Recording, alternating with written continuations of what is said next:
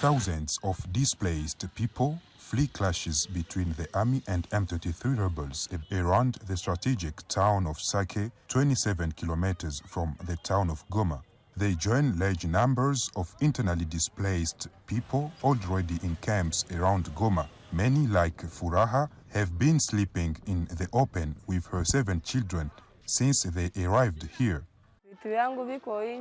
My things have been outside since we arrived. We have nowhere to shelter. Here we live in very bad conditions.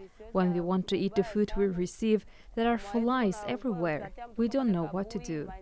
The manager of the Bulengo camp in the west of Goma says he is disappointed by inaction from the government and humanitarian organizations.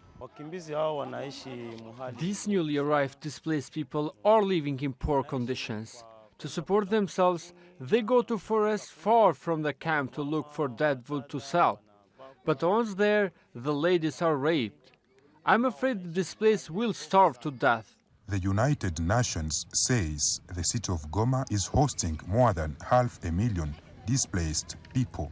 They've been uprooted from their homes by waves of fighting between the Congolese army and various militia in the country's east, which has vast mineral wealth, and it's the civilians who are bearing the brunt of the persistent conflicts.